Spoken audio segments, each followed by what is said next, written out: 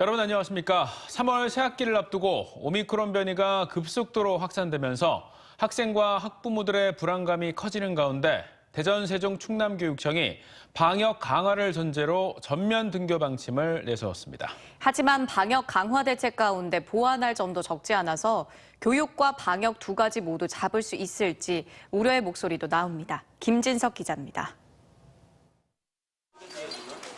대전과 세종, 충남교육청은 새학기에 정상 등교를 원칙으로 유치원과 초등 1, 2학년, 특수학교, 소규모 학교는 매일 등교 원칙을 세웠습니다. 확진 비율 3% 또는 등교 중지 비율 15%를 기준으로 정상 교육활동, 전체 등교와 교육활동 제한, 일부 등교와 일부 원격 수업 등 4가지 유형입니다. 정상 교육활동 운영을 기조로 하고 지역 및 학교 여건에 따라 단위 학교에서는 학사 운영 방안 유형을 탄력적으로 적용할 수 있으며 확진자 증가 시에는 수업 시간을 5분 이내 감축할 수 있는 탄력적 수업 시간도 운영 가능합니다. 개학 전후 한 달간 집중 방역 기간을 운영하고 확진자 발생 시 신속 대응을 위한 매뉴얼을 일선 학교에 제공하는 한편 모든 학교에 보건교사 배치 등 대책도 마련했습니다. 유사시에도 교육활동이 이루어지도록 학교와 교육기관별로 비상대책 계획을 수립하고 2월을 특별점검기간, 3월을 특별방역기간으로 정해서 운영할 방침입니다. 하지만 벌써부터 학교 현장에는 우려의 목소리도 나옵니다. 우선 유증상자에 대한 신속한 진단을 위한 자가 진단 키트 확보 물량이 대전교육청이 10만 6천 개, 세종교육청 5만 개, 충남교육청이 20만 개로 학생과 교원 수의 20% 수준입니다. 한 달분에 불과해 새학기부터 정기 진단검사가 시행되면 크게 부족할 것으로 보여 추가 지원이 시급합니다. 또 교육부가 유초등생의 경우 집에서 주 2회 신속 항원검사를 실시하라는 방침을 자율로 전환했다지만 정확성이 떨어져 실효성 논란은 여전합니다. 특히 새학기부터는 교육청 자체의 현장 이동형 PCR 검사소를 마련해 학교 내 확진자가 발생할 때 즉각 진단 검사가 가능하도록 지원키로 했습니다. 하지만 이동형 PCR 검사소 설치에는 한 곳당 10억 대의 예산이 드는 데다 전문 방역업체가 크게 부족해 교육부가 선정에 애를 먹고 있어 시일이 걸릴 전망입니다. 학교 자체 방역체계 강화에 따라 교사들이 방역 떠넘기기라며 반발하는 등 진통도 적지 않아 교육과 방역 두 마리 토끼를 모두 잡을 수 있도록 개학 전 철저한 준비가 필요한 상태입니다. TJB 김진석입니다. 방역 패스와 영업시간 제한 등 코로나19 방역 지침을 취소해달라는 행정소송이 전국적으로 잇따르고 있습니다. 대전지법에서도 처음으로 방역 지침 집행정지 신청 사건 신문이 진행됐는데요. 법원이 이르면 이번 주 안으로 결론을 내릴 방침이어서 어떤 판단이 나올지 주목됩니다. 조혜영 기자입니다. 19살 양대림 군 등 시민 1,513명이 정부의 코로나19 방역 패스 등 사회적 거리두기 지침 효력을 정지해달라며 보건복지부 장관과 대전시장, 세종시장 등을 상대로 낸 법원의 첫 신문이 열렸습니다. 법정 앞에는 방청을 하기 위한 시민 50여 명이 모였고 신청인 측 대표 양 군이 법정에 모습을 드러내자 손뼉을 치거나 파이팅을 외치기도 했습니다. 양 군은 방역 지침 준수 명령 처분이 위법하다는 점을 강조했습니다.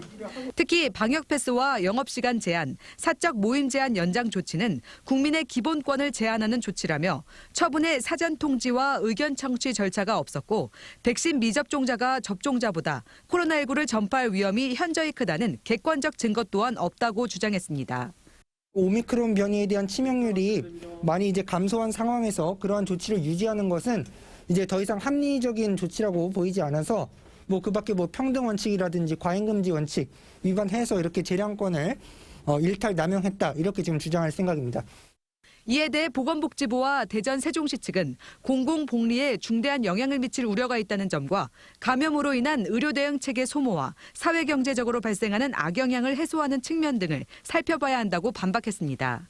재판부는 이르면 모레까지 집행 정지를 인용할지 아니면 기각할지 결론을 낼 계획으로 양군 측에 추가 소명 자료를 제출해달라고 말했습니다. 법원이 방역지침 집행정지라는 양군 등의 입장을 받아들일 경우 역시 대전지법에서 진행될 행정소송인 방역지침 준수 명령 취소 소송에도 영향을 미칠 수밖에 없어 재판부 판단이 주목됩니다. TJB 조혜원입니다. 세종시 상인연합회 등 세종 지역 자영업자들이 정부 세종청사 기획재정부 앞에서 집회를 열고 코로나19 지원 정책을 보상에서 배상으로 전환하라고 촉구했습니다. 이들은 지난 2년간 정부 명령에 따라 가게 문을 닫은 결과 과도한 빚과 대출밖에 남지 않았다며 손실보상 소급 적용과 코로나 소상공인 대출 원금 상환 5년 연장, 대출금 감면 등을 기재부에 요구했습니다. 집회 과정에서는 참가 인원 일부가 홍남기 경제부총리 겸 기재부 장관의 인형 모형에 불을 붙이려다 경찰에 제지를 당하기도 했습니다. 전국적으로 폭발적인 감염세가 이어진 가운데 대전과 세종, 충남에서도 일일 확진자 최고치를 경신하며 모두 6,289명이 확진됐습니다. 대전에선 유성구와 대덕구의 요양병원 등의 영향으로 기존 최고치보다 976명 증가한 2,590명이 확진됐습니다. 충남에서도 2,000명대를 기록한 지 나흘 만에 3,000명대까지 돌파했는데 지난 보름 동안 발생한 확진자는 2만 5천여 명으로 코로나19 발생 이후 전체 확진자의 절반에 이릅니다. 하루 평균 3,400명대를 기록했던 세종에서도 2배 가까운 696명이 신규 확진됐습니다. 어제 천안에서 국민의당 안철수 대선 후보 유세버스 안에 있던 2명이 숨진 사고와 관련해서 경찰이 정밀 감식과 함께 관련자들을 소환하는 등 본격적인 수사에 들어갔습니다. 고용노동부도 중대재해처벌법 적용 대상인지 조사에 착수했습니다. 김세범 기자입니다. 합동 감식반이 경찰서 앞마당에 세워진 국민의당 안철수 후보 유세 차량의 정밀 분석에 한창입니다. 천안 버스터미널 인근에 정차 중이던 이 차량 안에서 50대 버스 기사와 60대 지역 선대위원장 등 2명이 숨졌는데 사망 원인 분석에 나선 겁니다. 감식반은 일산화탄소가 차량 내부로 유입된 게 맞는지 LED 전광판 작동을 위해 설치한 자가 발전기에 일산화탄소 발생량을 측정했습니다. 측정 결과 선거운동원이 쓰러져 있던 뒷자리에 일산화탄소 농도는 2250 ppm이었습니다. 일산화탄소 농도가 높으면 호흡곤란과 어지럼증, 심하면 사망하는데 경찰 확인 결과 이들은 차량 정차 후 1시간 10여 분 만에 의식을 잃은 것으로 나타났습니다. 버스 외관이 후보 홍보용 대형 필름으로 뒤덮여 일반 버스보다 더 밀폐됐고 환기가 어려운 부분이 차량 내부에 미치는 영향 등도 따졌습니다. 합동 감식반은 부검을 통해 가스의 중독 정도를 정확히 가려 종합적인 판단을 할 방침입니다. 이와는 별도로 자가발전기 설치나 작동 시 과실 혹은 안전관리에 문제가 있었는지 업체 측과 국민의당 관계자를 불러 조사하고 있습니다. 차량 발전기, LED 전광판 설치 여부 그런 거 진행을 할 거예요. 조사를 하면서 어느 처벌 조항이 되는지 과정에서 밝혀내야지요. 업무상 과실치상이 치상화될지 그런 부분을 우리가 확인해봐야 돼요. 고용노동부도 중대재해처벌법 대상인지를 따지고 있는데 안전관리 대상이 누구냐에 따라 국민의당 관계자의 처벌 가능성도 제기됩니다.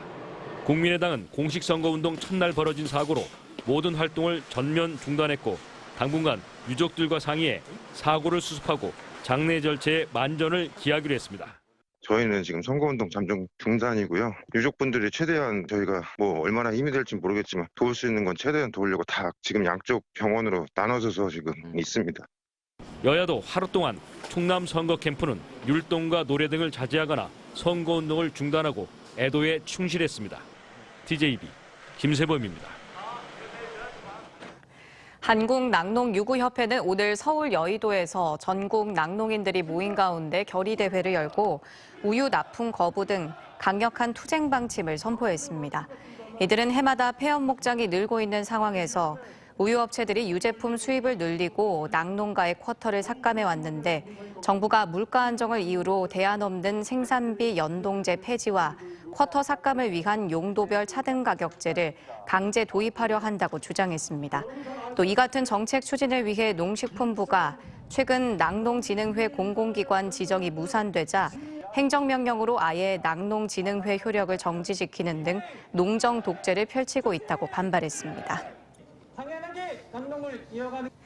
임대에서 분양으로 전환된 세종시 아파트에 청약자가 대거 몰리면서 1순위 경쟁률이 3,500대 1을 넘었습니다. 한국부동산원 청약홈에 따르면 어제 1순위 청약을 받은 세종시 도담동 도랜마을 13단지 중흥 S클래스 그린카운티 전용 면적 59제곱미터는 20가구 모집에 7만 227명이 몰려 평균 3,511대 1의 경쟁률을 기록했습니다. 이 단지는 2014년 입주가 시작된 965가구 규모의 공공임대 아파트였지만 의무 임대 기간 5년이 지나면서 기존 입주자들에게 우선 분양된 뒤 남은 물량에 대해 청약이 진행됐습니다. 분양가가 1억 4천만 원대로 5억 원대인 현 시세를 감안하면 당첨 시 최소 수억 원의 시세 차익이 예상돼서 전국에서 청약자가 몰린 걸로 분석됩니다. 대전 대덕군의 산업주체 간 연결고리 역할을 하는 지역경제 활성화를 선도할 대덕경제재단이 오늘 출범식을 열고 본격 활동을 시작했습니다. 대덕경제재단은 대덕군의 대전 대덕산업단지, 오정동 소공인 직접지구, 평촌동 스마트혁신지구 등에 있는 1,200여 개 기업과 대학연구소 간 협력을 유도하고 주민복리를 증진하는 역할을 맡습니다.